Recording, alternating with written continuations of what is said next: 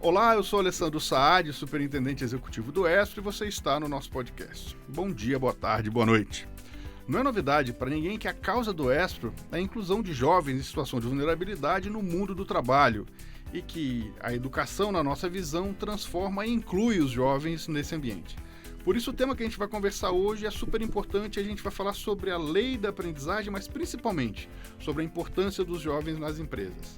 Hoje a gente convidou o Marinus van der Molen, que foi nosso superintendente, vai contar um pouquinho disso antes e é um dos responsáveis não só pela transformação do ESPRO, mas também pela existência da lei da aprendizagem, é um grande defensor dos jovens no mercado de trabalho, né? E ele atua como consultor no segmento de aprendizagem hoje, é uma super figura relevante no ambiente nacional. Mas eu queria começar lá atrás, Marinus. Assim, primeiro, Van der Molen, qual é a origem sua? Holandês. Holandês. E o que um holandês está fazendo no Brasil? Como você chegou aqui? Assim, olha, eu me formei em engenharia. Tá, lá na Holanda. Lá. Tá. E assim que eu me formei, eu fui trabalhar como voluntário em Peru. Tá. Era um programa do governo, programa bilateral entre o governo peruano e holandês, e que na época tinha como objetivo atender as pessoas que eram atingidas pelo terremoto que houve lá nos anos 1970, Tá.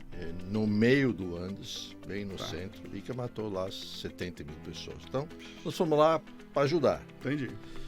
E esse foi um desafio considerável. Um choque cultural, naturalmente, você certeza. tentar fazer tudo que você aprendeu a fazer sem ter nada, Sim. né? Sem recurso, Num ambiente não há água, caos. não há água potável, não há infraestrutura alguma, não há residência, não há nada. Então esse foi um belo e um bonito desafio, foi uma grande aventura também. E você falava espanhol? Você Não. Não. Tivemos um curso assim da alta intensidade de 6 semanas e fomos mandados dessa forma. Entendi. Não falamos nada, mas na primeira noite que chegamos, a população que nos recebeu com bastante cerveja para soltar a língua. Então, no segundo dia já estava Tava todo resolvido o mundo assunto. fluente, tanto em holandês quanto em Exatamente. espanhol.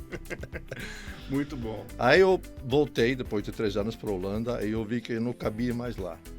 Tá. Não estava mais encaixando. Já estava transformado. Por isso mesmo eu tinha saído, na realidade. Aí eu resolvi, por uma oportunidade, trabalhar na África, por um período, curto período, e na minha volta das férias eu conheci minha mulher, que é brasileira. Tá. Então foi assim que foi parar aqui em São Entendi. Paulo, na Pompeia, etc. Tal. Eu comecei minha vida profissional aqui. Foi procurar um trabalho numa construtora que achei fácil, naquela época era fácil. Então, desde então, eu comecei a trabalhar na construção civil. Depois dos anos, comecei a fazer meus próprios negócios, abrir uma construtora e outras atividades paralelas à construção civil.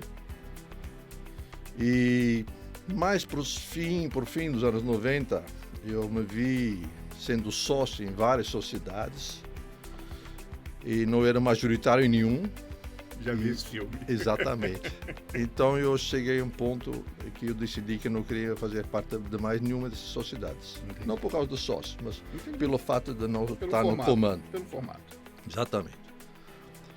E daí eu me vi no final dos anos 90 sem nada de trabalho. Começando de novo, do Começando zero. de novo e recebi um convite para ajudar numa ONG.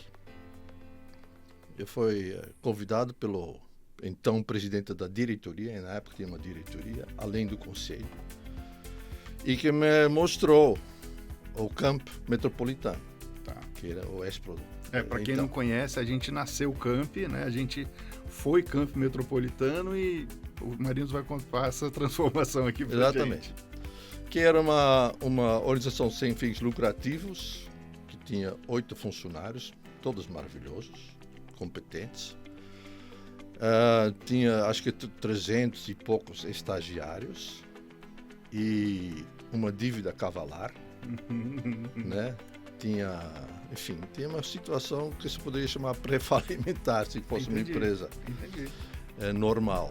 E pediram para eu dar uma olhada, eu dei e eu voltei a falar com o presidente. Falei, o que você acha? Falou, eu acho que não vai dar, porque a situação não é fácil, mas não vai dar para eu trabalhar.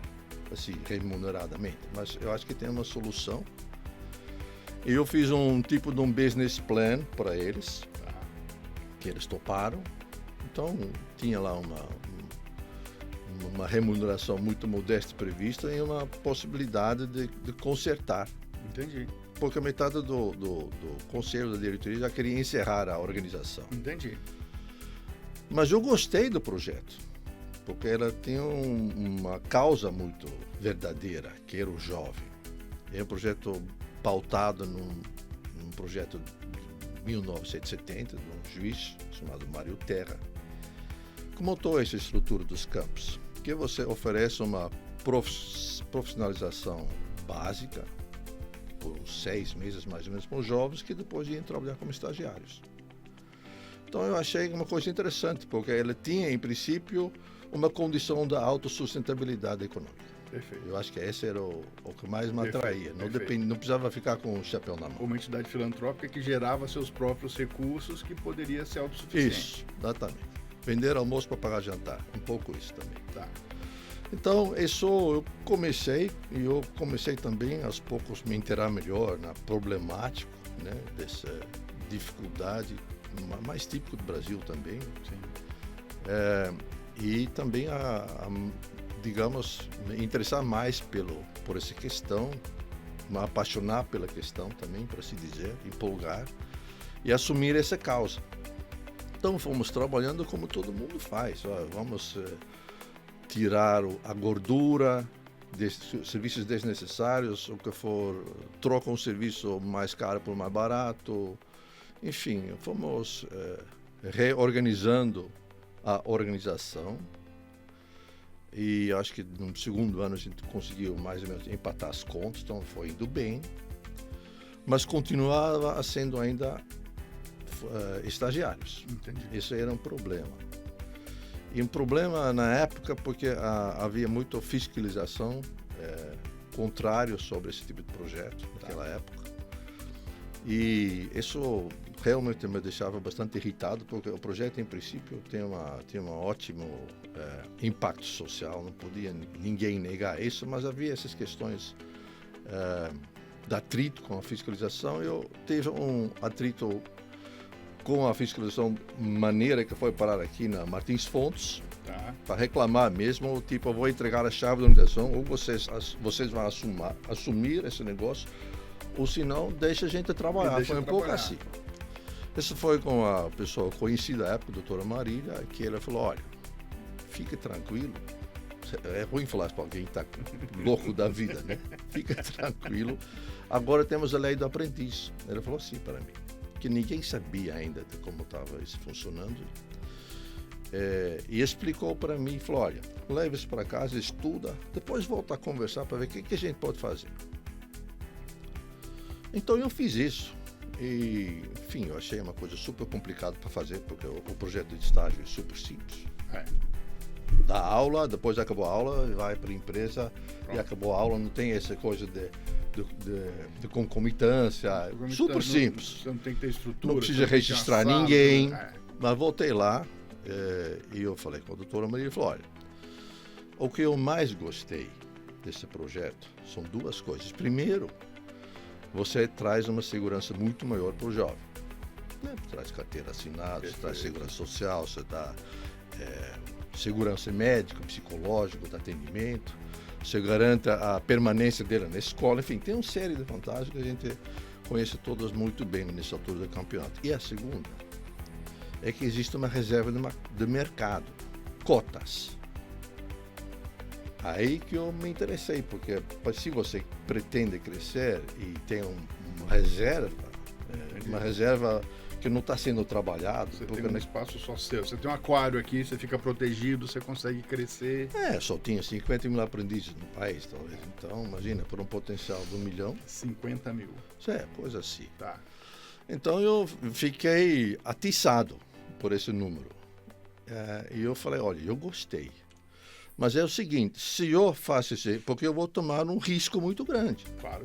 Eu vou encerrar os projetos de estágios e ninguém vai me contratar assim Só porque eu cheguei lá. Tem que ter um estímulo, tipo fiscalização. Você pode garantir para mim que essas empresas vão cumprir comigo esse código? Ah, não. Essa eu não posso. Claro que ele não pode. Claro. Mas, enfim, essa era a minha provocação. Perfeito. Mas você não vai se arrepender. Foi essa a resposta. Então, eu achei interessante, foi estimulante. Então, foi nesse ponto que a gente decidiu de ir em diante com essa mudança. Levou um tempo, né? Porque tinha que arrumar a questão dos SEBAs, que a empresa não tinha naquela época, que eu achava fundamental na hora que você vai contratar pessoas. Adaptar toda a estrutura educacional. Enfim, essa concomitância exige uma gestão bem mais complicada do que era antes. Claro. E eu tinha imaginado, e foi o que nós fizemos, de não fazer igual ao Sistema S. No Sistema S você contrata o jovem e começa a entrar no programa de aprendizagem. Eu queria manter o que nós fazíamos, ou seja, aqueles primeiros 6 meses naquela época, de formação prévia, depois é contratado como aprendiz e vai entrar no programa de aprendizagem. Entendi. Nós chegamos a 1.100 horas, 1.200 horas de carga.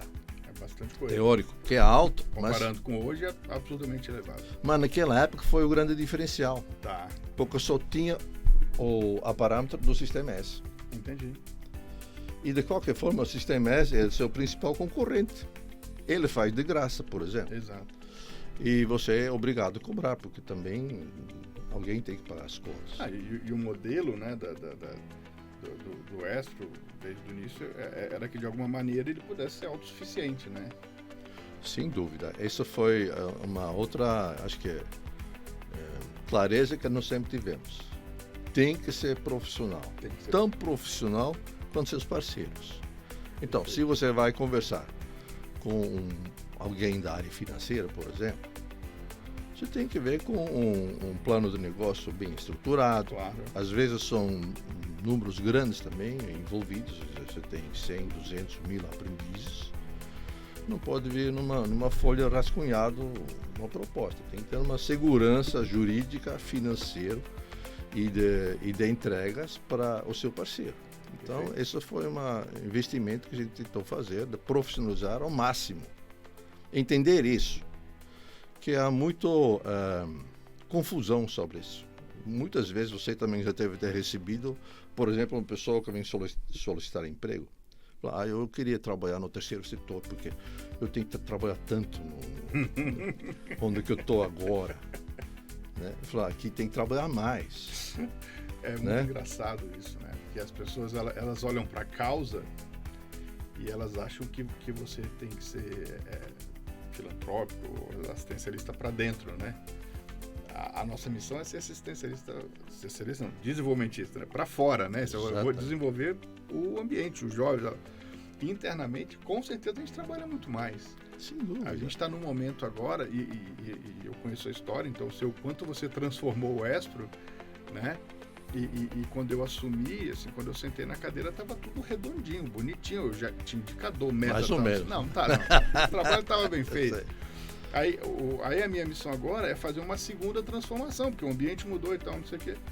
Mas essa transformação, mantidas as devidas proporções, eu estou passando mais ou menos pelo que você passou também, das pessoas estranharem a maneira de gerir, de ter meta, indicador diferente, das pessoas entenderem que medir a performance não é perseguição, não é do mal, não é assédio moral, né? Assim, não, eu preciso saber o que está acontecendo, quem está mandando bem para aprender como é que é, quem está mandando mal para desenvolver essa pessoa e tal, para que a gente possa fazer esse negócio crescer de maneira sólida e dar o impacto que a gente precisa.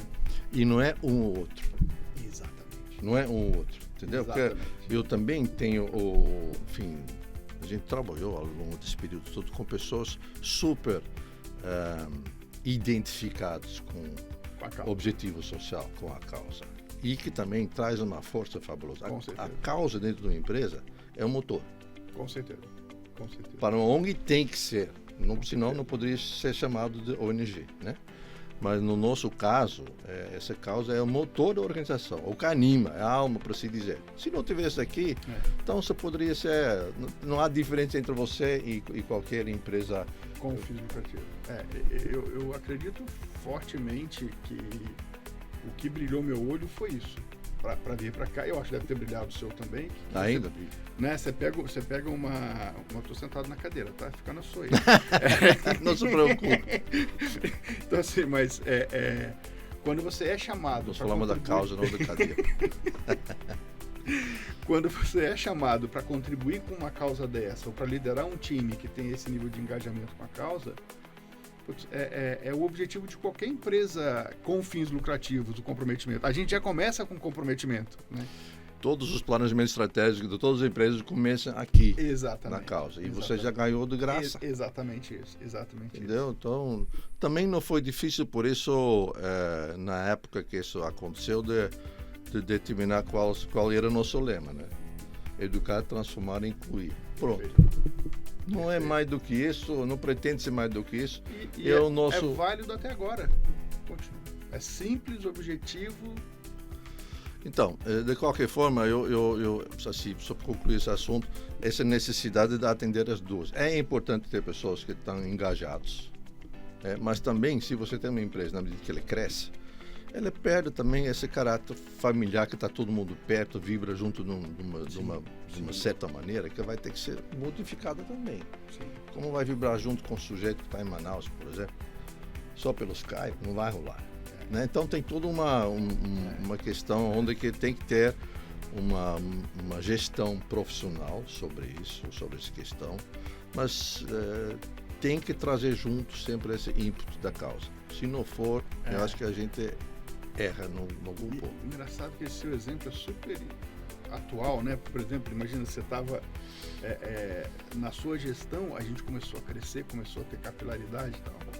E a dificuldade ou o desafio era exatamente garantir esse engajamento à medida que você vai se afastando, né? Você vai espalhando as pessoas. E no meu caso, né, que eu ganhei de presente a pandemia na minha gestão, ela trouxe como efeito colateral positivo a capacidade da gente mexer no nosso modelo mental, no nosso mindset. Muito importante. Não dá para estar junto. Tá todo mundo preso em casa. Como é que eu engajo? Como é que é? E agora que a gente está voltando, a gente está aqui no estúdio sem máscara, conversando, se Deus quiser vai poder continuar assim. Mantém distância. Né? E tem álcool gel. Mas o ponto aqui na volta da pandemia, as pessoas entenderam que existem outras formas de engajamento. Claro que o olho no olho, apertar a mão, dar o abraço, estar junto ali é importantíssimo, porque esse engajamento não é substituído por nada. Mas a gente tem outras formas de engajar e de estar próximo e tal, que antes a gente nem cogitava, né? Então...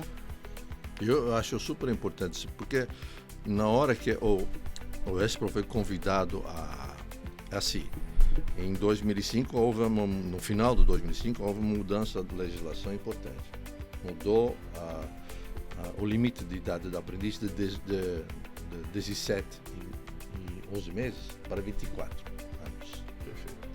Explodiu a aprendizagem no Brasil, porque até lá era tudo local. Era de 14 a 17 né, todo local, menor de idade. Claro. Agora, na hora que se abriu para maior de idade, todas as vagas que tinham periculosidade, outro tipo de impedimento, ficavam abertas. Perfeito. Bom sistema, bom exemplo, sistema financeiro. Só tinha aprendiz nas áreas administrativas do banco. Na hora que abriu esse limite, cada agência tinha que ter alguém, por exemplo. Perfeito. Tanto é que chegou um dos nossos parceiros e falou: olha, você agora temos assim, tipo, 60 aprendizes com você, agora precisamos de 1.400 em 1.000 cidades. Tem uma coisa assim, maneira de dizer. Aí a primeira ideia é a educação à distância. Concorda? Não podia fazer de outra maneira. Em 1.000 cidades. Mas não deixava. Né? Então aí tem os limites às quais nós estamos sempre sujeitos quando trabalha com um produto legal. Perfeito. Que é o caso da aprendizagem. Perfeito. Esse é um enorme desafio. Tem uma regulamentação forte. Porque você pensa que você resolve e planeja as coisas, daí vem uma mudança na legislação que manda você virar 180 graus, né? Ir em outra direção, aumenta às vezes os custos. por exemplo, aumentaram de uma hora para outra em 25% a carga teórica. Alguém tem que ter mais gente, alguém tem que pagar essa conta, mas isso não está combinado com ninguém. Só vem para o seu lado. Não é combinado com os russos. E aperta o botão valendo, né? Valendo! Sim, exatamente. Então, esses foram grandes desafios que a gente teve, porque como que você vai, então, entrar para o país inteiro, claro, sem, assim, da forma presencial, 100%. Então, essa foi, na época, por exemplo, um desafio grande. Imagina. Como nós fizemos. Nossa solução, na época, foi via parcerias. Perfeito. Que é lógico. Não faz sentido ter essa expansão da organização de uma outra maneira. A parceria é mais simples, já está lá, o sujeito já está no CMD, no Conselho Municipal do Direito de Criança e Adolescente, está tudo já resolvido. Você contrata uma pessoa lá, um instrutor, você garante a entrega dos conteúdos teóricos e os demais serviços para o aprendiz. Claro. Então, assim, a gente abriu 70 parcerias entre 2006 e 2008 para poder atender essa demanda, por exemplo. E do outro lado, nós ficamos numa pressão enorme sobre que material, porque o material que tínhamos até então era assim, para atender localmente. Agora, para ter um material assim, para atender um material, vamos dizer, pedagógico nessa escala, tem que ser um outro enfoque. Então, foi feito um investimento assim. Deve ter ainda alguma cópia, talvez, senão eu acho que até em casa deve ter. A gente fez um material onde que metade do conteúdo era apresentado presencialmente, e outra metade poderia ser feito na empresa. Para tentar resolver essa questão do aprendiz ter que se deslocar sobre distâncias muito grandes que aconteciam nos polos. Então, isso funcionou bem, esse sistema. Até que, quando a coisa começa a dar muito certo, às vezes o governo começa a complicar. Tá então, dando muito certo. Deixa eu mexer um pouquinho ali. Exatamente. Na verdade, o governo ele acabou de pedir de não mais fazer esse tipo de parceria. Então, nós somos obrigados a contratar pessoas em todo o Brasil, abolir as parcerias. O que foi um impacto muito grande. E entregar 100% do conteúdo no polo, na unidade. Exatamente. Depois que fizemos isso aí, fizemos uma portaria que permitia fazer parcerias. Demorou um pouco, né? Após terminar todas as minhas parcerias, eles permitiram que eu fizesse parceria. Mas foi o que aconteceu. Então, mas essas são essas coisas. O tempo do governo é mais lento. Então, tudo bem. Hoje em dia eu consigo entender isso, mas naquela época eu juro que não entendia. Tem um negócio que você traz aí, Marinos, que é a capacidade que as entidades sem fins lucrativos, que as entidades que hoje estão cumprindo ou certificando a aprendizagem, elas têm que ter de reagir rapidamente às mudanças, né? Porque se você não está estruturado, você fica no meio do caminho. E você está falando aí da mudança na legislação e tal. Eu peguei 3, vou fazer 4 anos já, peguei 3. No ano que eu cheguei, tinha uma portaria que instituiu a fase inicial, que tinha que dar 20% Isso. no início, então sai correndo não sei o quê. Um ano antes de eu entrar, a gente já estava implementando que a gente não poderia ter assistente social atendendo mais de um polo, eu tinha que ter um em cada um dos polos. Aí veio a pandemia, permitiu o EAD, a gente montou uma estrutura de EAD, não sei o quê. Aí agora, no começo desse ano, saiu, no final do ano passado, saiu uma nova portaria. Então, assim, o que eu estou aprendendo nesse segmento, gerenciando esse segmento, é que a regra do jogo é mudar a regra do jogo. Isso. Por isso éramos tão felizes e não sabíamos. Porque no começo não havia regra. Entendi. É meio importante eu refletir sobre isso. Quando começou, lá em 2003, 2004, não tinha, ninguém sabia como fazer. Claro. Como é que faz? Eu vou olhar, e eu fiz isso de fato, como o sistema faz.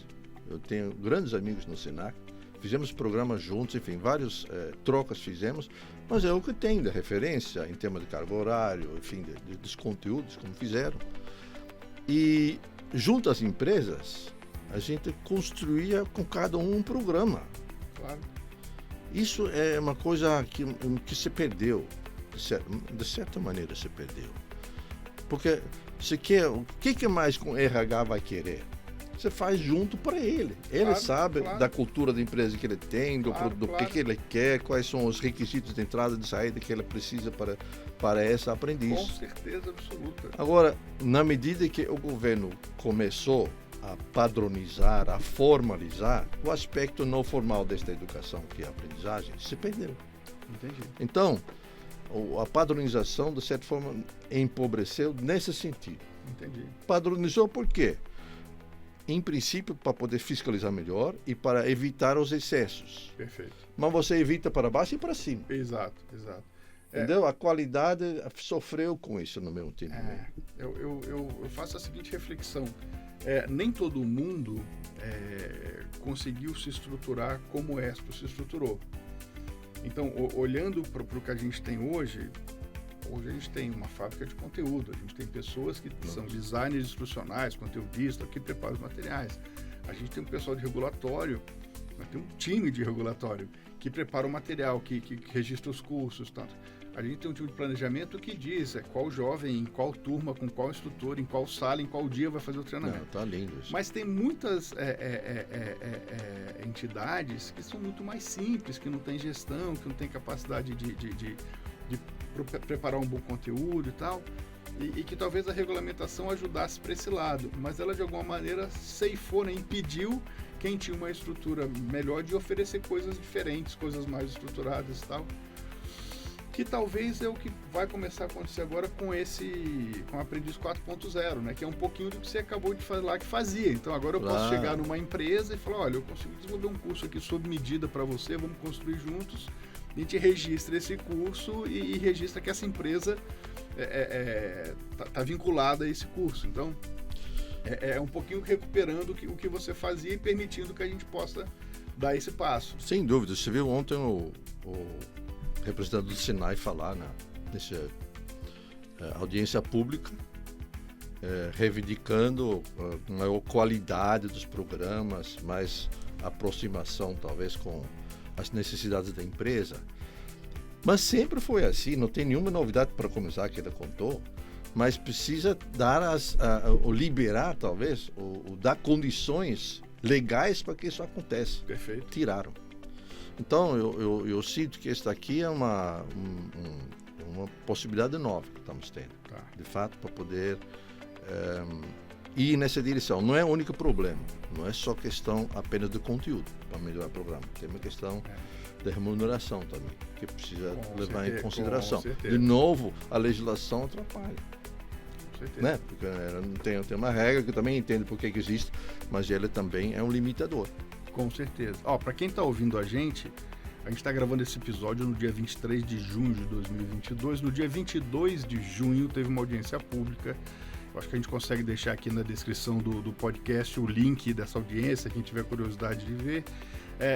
A gente tem discutido nesse momento agora, as entidades certificadoras de aprendizagem e tal, a gente tem discutido com o poder público o Estatuto da Aprendizagem, tem surgido portarias mexendo muito nisso e esse assunto está muito aquecido nesse momento. Então, se você tiver curiosidade sobre como funciona isso, eu recomendo que você assista essa e outras. A gente pode até deixar mais links. Isso tem acontecido bastante. O Marinos já foi ouvido lá em Brasília, eu já fui ouvido em Brasília. A gente está se posicionando, colocando a nossa visão, a percepção do Espro de como isso tem que ser, de como essa aprendizagem tem que ser estruturada. Então, se tiver curiosidade, vai estar na descrição desse episódio aqui. Marinos, você estava falando, eu estava pensando aqui, se tem algumas coisas, né? Tipo, na pandemia a gente lançou o nosso sistema de aprendizagem exatamente para ajudar as entidades pequenas que não têm condição de montar um conteúdo, capacitar um instrutor, criar um curso e tal, de utilizar o que a gente já faz. Aí a gente percebeu que eles não tinham condição de gerir, então a gente criou meio que um pacotinho de consultoria subsidiada para ajudá-los a se organizar, né? Mas o que a gente está vendo é que a gente sempre volta na questão da qualidade, da estruturação, né? E que quando é muito regulamentado atrapalha. Então, por exemplo, a gente está estruturando aqui muito provavelmente como você faria lá de tentar juntar as entidades e gerar sinergia e ter o conteúdo, e a gente está junto aqui oferecendo esse conteúdo, essa plataforma e tal. Mas o que vai acontecer é que muitas entidades que não estão estruturadas vão competir por preço. Vão oferecer um preço baixo, porque o custo de operação é baixo, ou o custo é alto, mas ela não sabe que é alto, ela acha que é baixo porque ela não controla. E aí dá uma bagunçada muito grande no segmento, né? E se você faz isso sem controle, com certeza você também não controla a qualidade do que você entrega. Você não consegue controlar como o aprendiz sai lá na ponta, né? Isso já acontecia quando Já. você... Sempre foi assim. Sempre foi assim, não digo. Mas, por exemplo, eu acompanhei muito bem como muitas entidades aqui no estado de São Paulo resistiram ao programa de aprendizagem. Tá. Nós fomos o primeiro. O Espro foi pioneiro desse ponto de vista. Mas levou no mínimo, ou seja, 8 anos depois, ainda tinha a empresa insistindo no programa antigo. Entendi. E eles perderam em não vir junto. E era por uma questão ideológica, porque a pessoa não tinha vontade de encarar. Tá. Os riscos também tem que entender isso, né? Exato. Existem riscos também para os gestores e para os dirigentes das organizações. Então também tem isso uma coisa que levar em consideração. Ou por estar muito distante das informações, por exemplo, alguns lugares no estado de São Paulo, tão distante mesmo dessa circulação, não tem contato, não sabe como fazer. E 20 anos atrás também as possibilidades de comunicação eram um pouco mais reduzidas do que agora. Com certeza. Hoje em dia todo mundo se vê no Zoom, de uma maneira ou de outra, ou mesmo nos fóruns havia uma troca grande. Esse foi um avanço enorme que aconteceu, né? Porque no passado só tínhamos um fiscal para falar. Não, no caso aqui de São Paulo, Claro. tinha a doutora Maria. Se era outra cidade, era outro fiscal com outras regras, Entendi. outras medidas, outros castigos, E enfim. outra percepção.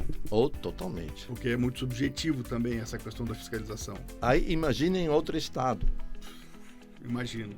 Eu sei que hoje em dia, Imagino. mesmo agora, quando houve um esforço durante 10 anos, o que eles chamam de nivelamento das informações na fiscalização, ainda você vive esse problema, às vezes, de percepções divergentes. Mas vale um disclaimer aqui, né? Assim, eu acho que a aprendizagem é um dos poucos segmentos que eu conheço no país que a fiscalização mostra o resultado e consegue ajudar a gente a cumprir a lei, né? Mas você tem tudo razão. Desse lado. Então, desse lado, assim, fiscalização, não, você tem que ter um aprendiz, cara. Vai lá, ó, conversa com as entidades A, B, C, D e E, ele nomeia as instituições, oferece para a empresa entrar em contato, você tem X tempo para resolver. Por outro lado, quando está funcionando, é muito subjetivo como ele interpreta o que está acontecendo. Então, a própria entidade certificadora que ele chamou para ajudar a empresa a cumprir a lei, pode tomar um puxão de orelha porque a interpretação dele é diferente do que está acontecendo, né? Eu acho que esse é um ponto muito complicado quando a gente... Porque a regra não é tão clara, ela sempre deixa um espacinho para interpretação. E aí você sempre gerencia... Sim, sempre nebuloso. Um certo nível de emoção ali, você está sempre ansioso, né? Não, isso é verdade, mas o que precisa ser reconhecido é como isso evoluiu. Porque não havia... no passado, por exemplo, fiscais especializados para aprendizagem, como hoje em dia tem um coordenador a cada estado. Perfeito. E não só isso, eles estão totalmente engajados Com certeza. nesta causa. Com Ok? certeza. Ele não tem nenhuma obrigação. Com certeza. Ele é um funcionário público, ele não tem obrigação de gostar disso, daquilo lá. Com certeza. Acho que todos estão alinhados com isso aqui. Prova é esse posicionamento último em relação a essa medida provisória 1116, onde que todo mundo se posicionou com muita clareza, explicando os porquês e tudo mais. Eu achei admirável. Para quem está ouvindo a gente também, só para colocar na mesma página, teve uma medida provisória há 2 meses, mais ou menos. Isso. E que, em resposta a isso, o sindicato dos fiscais fez um diagnóstico da medida provisória, falando o quanto ela era danosa à aprendizagem, e todos os coordenadores do Brasil inteiro entregaram as suas funções. Isso.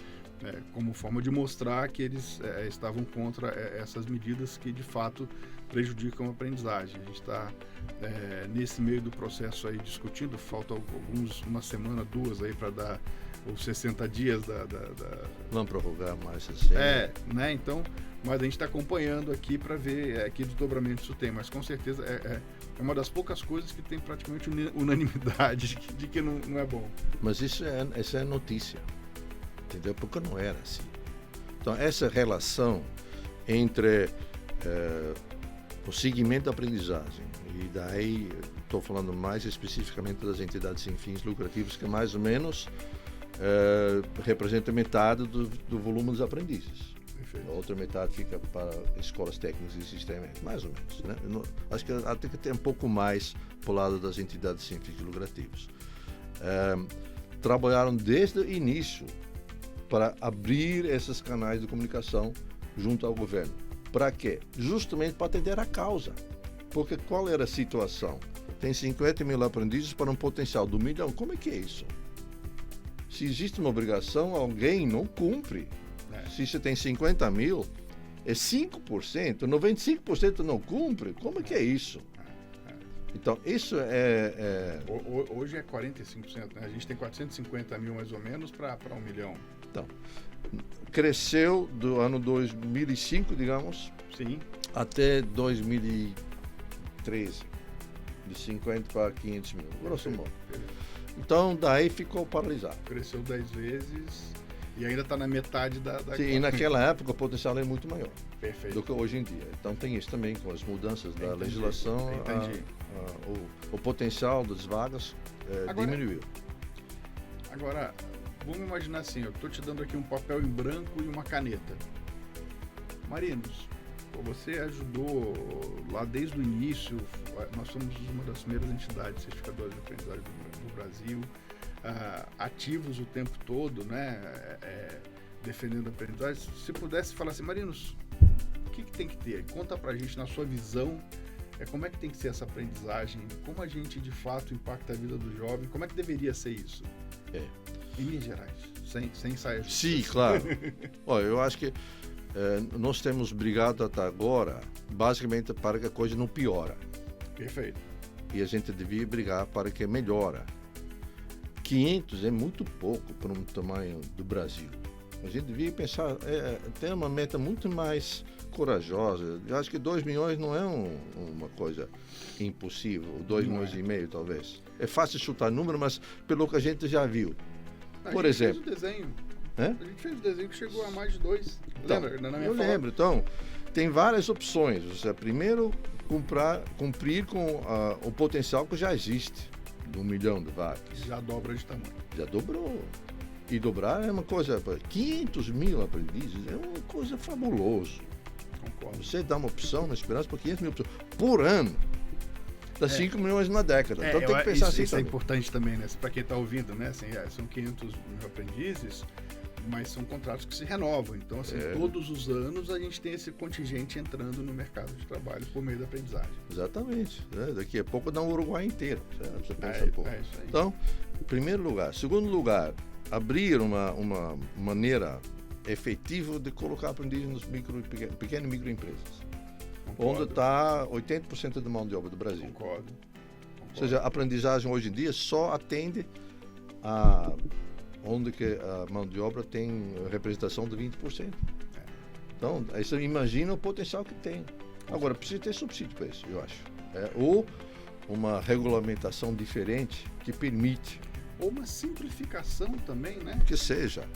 Porque você calcular é muito complexo, né? Você tem que chamar Concordo. um estatístico para... Talvez seja um programa parecido com a aprendizagem. Entendi. Tudo bem. Eu acho que aí a gente não pode querer que seja exatamente igual. Uma Tudo aprendizagem bem. PME.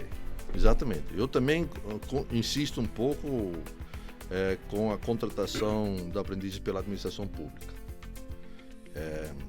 Acho que a gente pode divergir um pouco sobre os números, mas ela é importante, porque ela atende especificamente a uma parte mais vulnerável do aprendiz.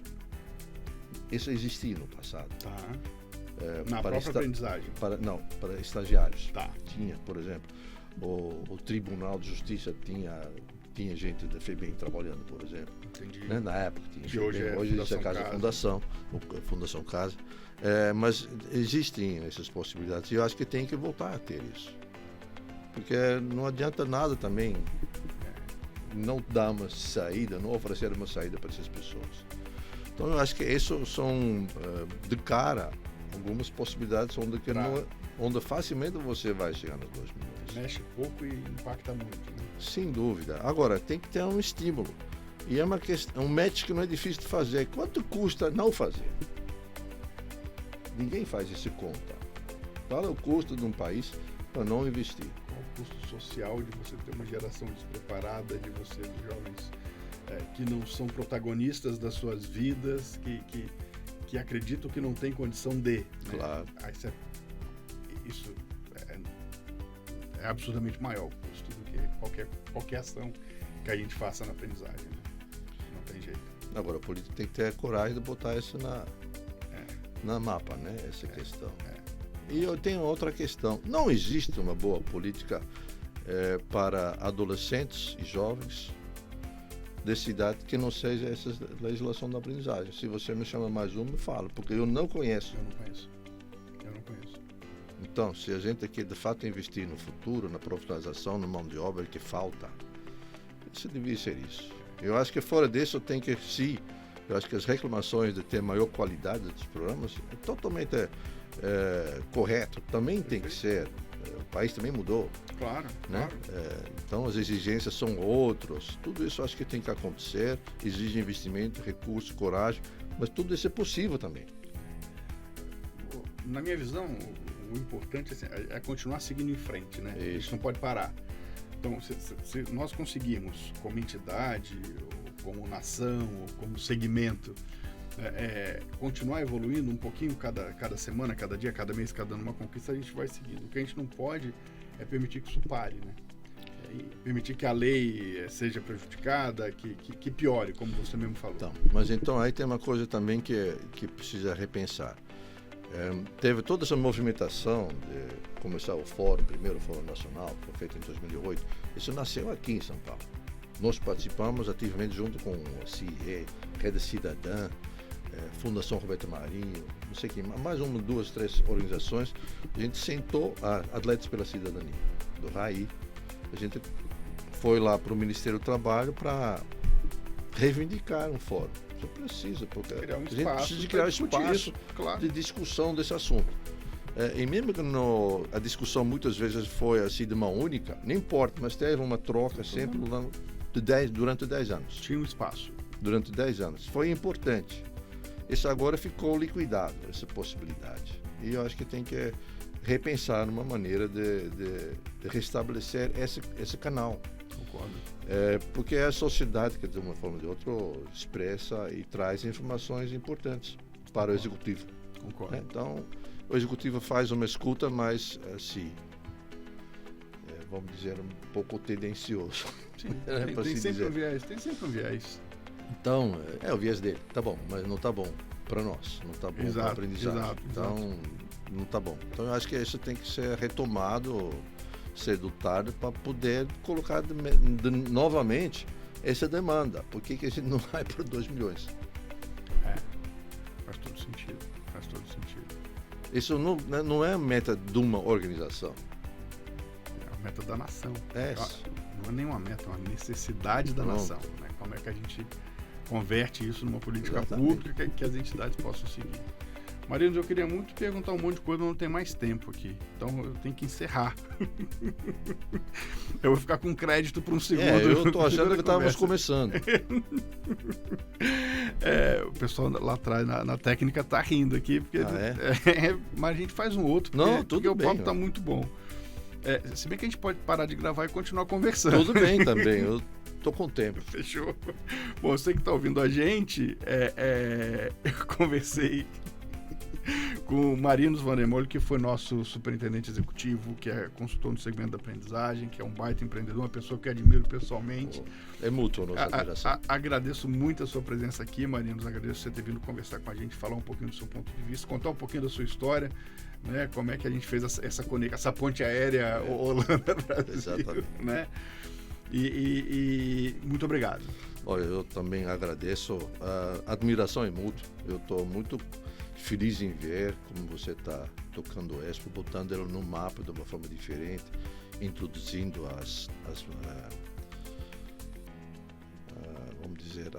as novas projetos que nós visualizamos lá atrás, não tinha braço para fazer e você tem a competência de fazer isso. Eu acho que isso está colocando o Espro no caminho totalmente correto e continua à disposição do que precisar. Bom, eu tenho um bom mentor, então eu estou no caminho certo. Tenha certeza que eu sempre vou precisar, fique tranquilo. Ainda mais agora que eu tenho isso registrado em áudio e vídeo. Estamos à disposição. Bom, você que está ouvindo a gente, obrigado pela sua audiência. Caso você queira conferir outros temas do nosso podcast, é só procurar por Espro Oficial na sua plataforma de áudio favorita. Acesse também nossas redes sociais para obter dicas de carreira e conteúdos fundamentais para o seu crescimento profissional e pessoal. Nós estamos lá como Espro Oficial, tudo maiúsculo e junto. Eu sou Alessandro Saad, superintendente executivo do Espro, e te espero no nosso próximo episódio. Tchau, tchau.